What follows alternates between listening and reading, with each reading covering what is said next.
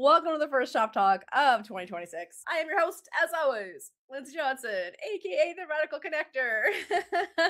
If you're new around here, we talk about all things entrepreneurship, playing big in your business, personal growth.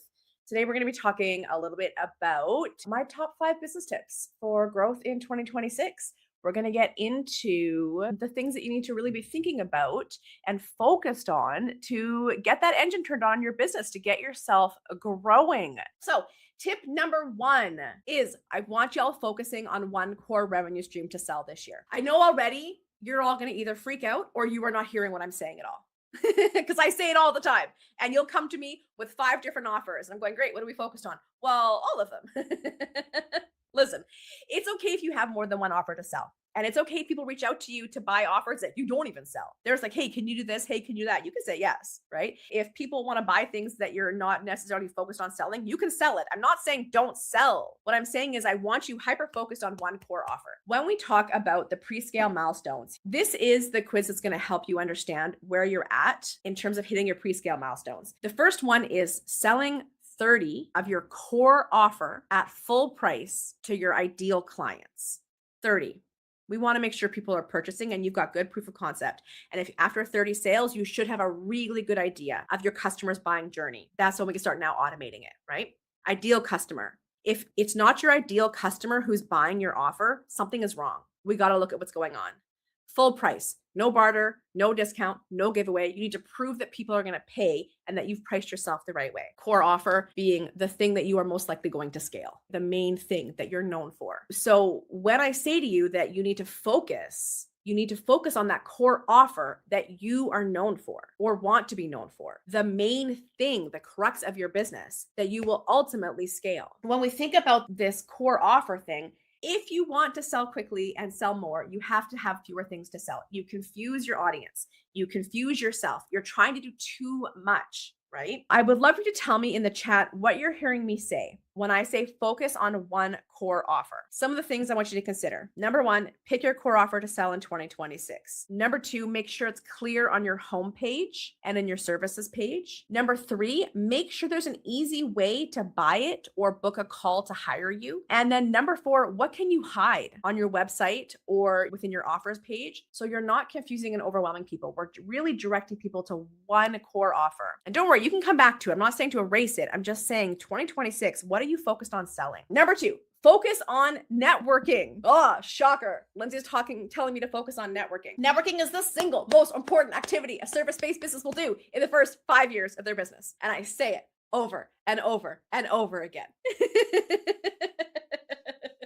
It is the fastest way to get clients, hands down, the fastest way to get clients. It's what allows you to build your referral partnerships, your collaborations. It's what gives you access to leaders and their stages and their communities, their audiences. It helps you build your biz besties so you got a good support network. It is the most important thing that you will do in your business. I got some videos for you here. There's 2 links there. Networking can be in online communities, in-person communities, at online events. It can be in the DMs, it can be on social media. It can be asking for introductions from your existing network. There's so many ways that we network. Networking is literally just turning strangers into friends, nurturing those friendships over time. One of my clients, we had a session yesterday, and we're talking about the networking piece. We did a little bit differently than how I would do traditional networking strategy. For her, it was very much about, okay, what are the things that interest you? Because we're building more of a personal brand for her versus like an accountant or something who's looking for accounting clients, right? Or a mortgage broker who's looking for mortgage broker clients, right? We're building a bit of a personal brand for her. And so I was like, make it a brainstorming, brain mapping thing. And I was like, you're in the center because you're the personal brand. You're the brand here. You're the person.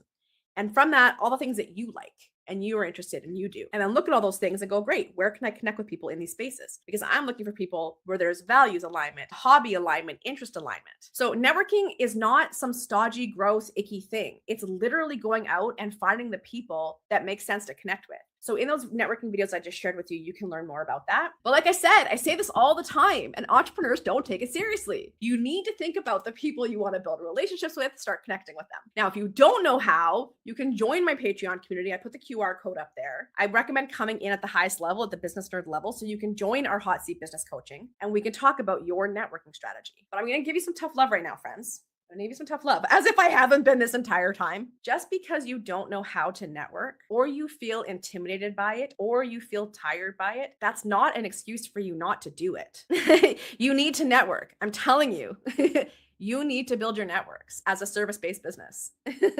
That's what's up.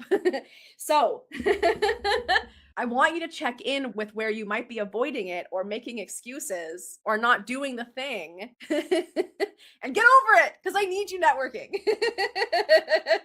Tell us in the chat what you heard me say. Tell me how that landed. Tell me what you're thinking. Tip number 3, do more speaking gigs. Dun, dun, dun, dun. Do more speaking gigs. Shocker.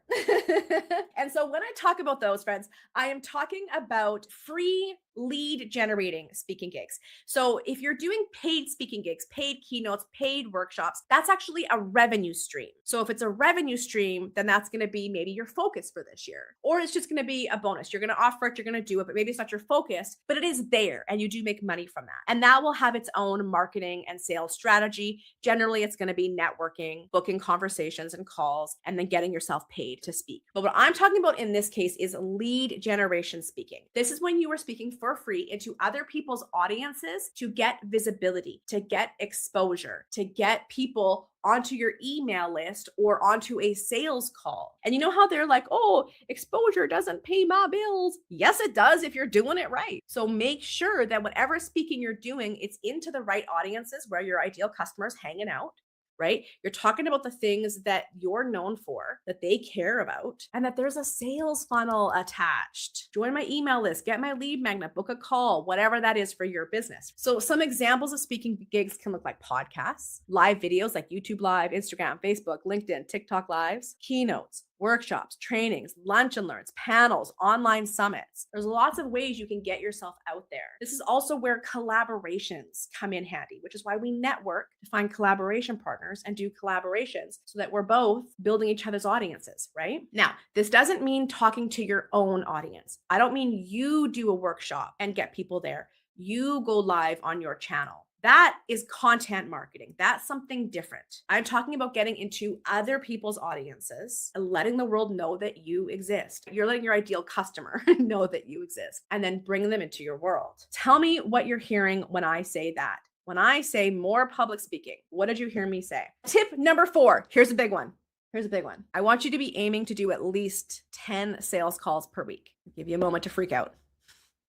10 sales calls per week, okay? A sales call is anytime you have a one-on-one conversation with somebody who is a potential client. That might look like a discovery call, a strategy call, a get to know you call, a networking call, a straight up sales call. They've said, I want to talk about working with you. It can have many different names, but it's when you and a potential client are talking. And you might be sitting here going, 10 a week? Yes.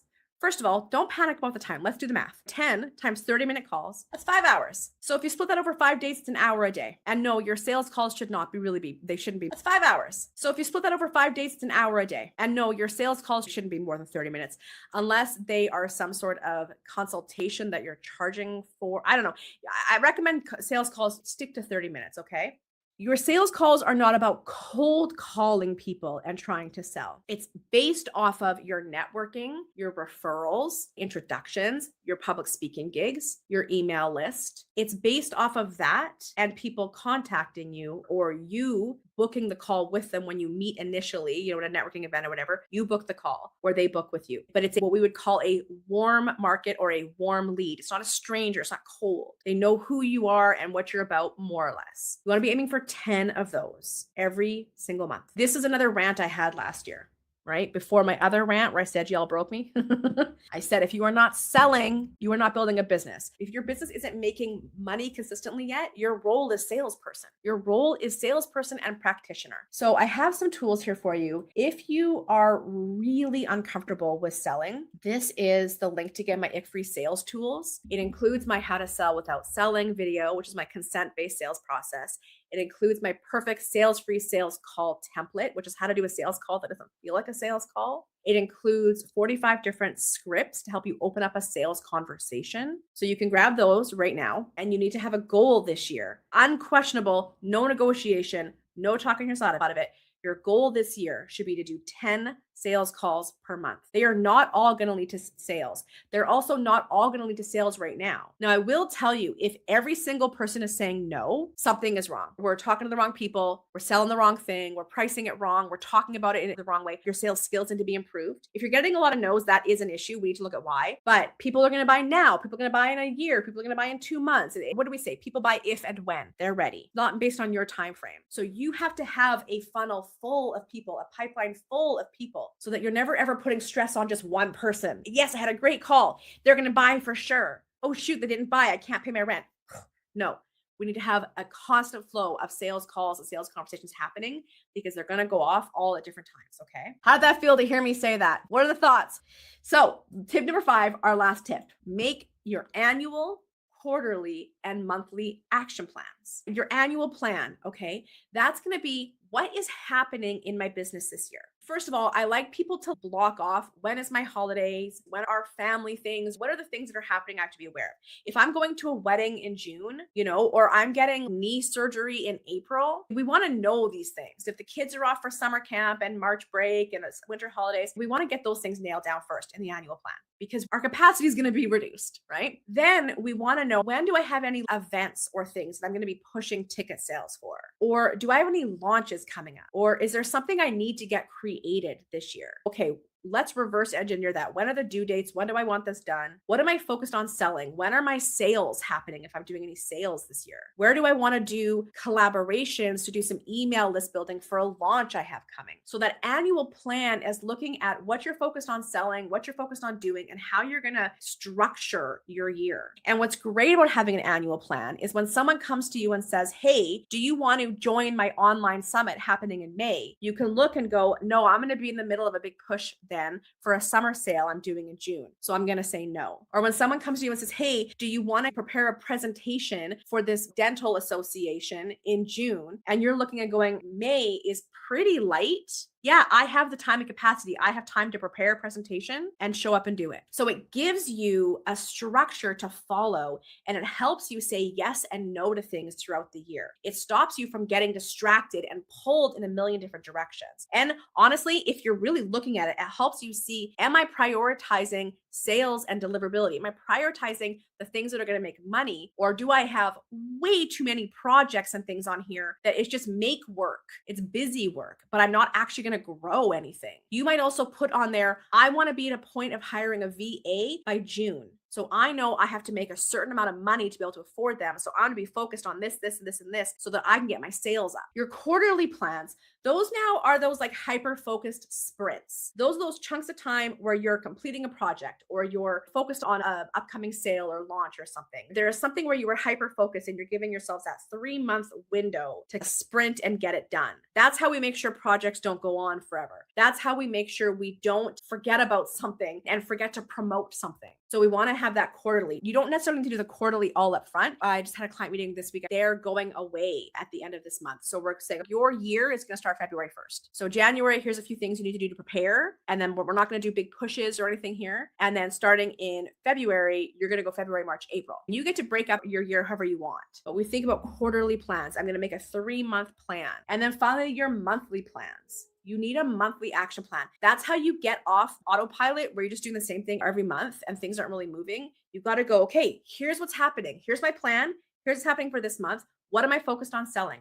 What strategies am I using to sell it this month? What are some of my goals for revenue, for sales calls, for public speaking gigs? Those monthly action plans, by the way, they happen at the Hot Seat Business Coaching level. You get a monthly action plan and we meet every month in that Hot Seat Business Coaching. We talk about your action plans. What are you doing this month? Let me review it. Do you have any questions? What's the strategy? So you need an annual plan. You need to be making yourself quarterly plans each quarter, and you need to be making monthly action plans every single month. If you feel like you're spinning your wheels and going nowhere fast, it is most likely because you were trying to do too much all at once. You're trying to cram too much in. We got to stretch those out. We often overestimate what we can accomplish in 1 year, but underestimate what we can accomplish in 3 years. And so let's stretch those out and let's get hyper focused. If you try to do less, like fewer things, you'll get more done if you stay focused. I'm going to wrap us up here today. Our next shop talk is always the second Friday of the month. I'm going to get you the link so you can come and save your seat. I'm here on the second Friday of the month at 10 o'clock Pacific. So come and join us. Sometimes I love talking technical, like we talk technical stuff.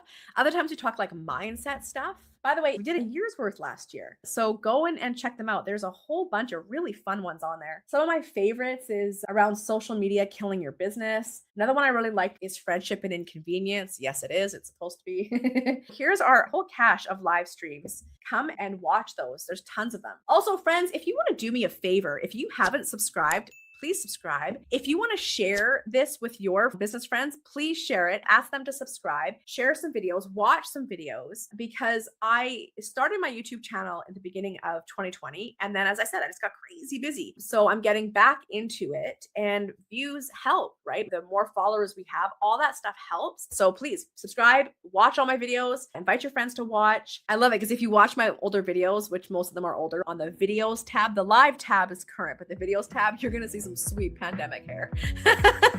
All right, you guys, that's it from me. You are the best. Thank you so much. As always, let's make friggin' 2026 an epic year. Let's do big things together. We'll see you all soon, everyone.